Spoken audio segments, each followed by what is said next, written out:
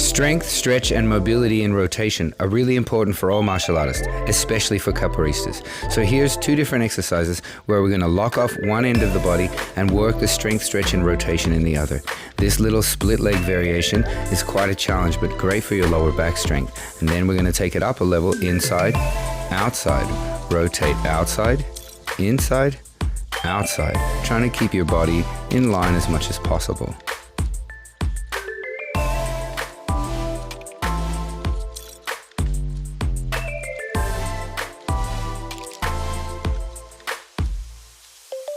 And in this exercise, we're locking off the lower limbs while we work the upper body in rotation, strength, and mobility. Keep your hips high, keep your knees above your ankles.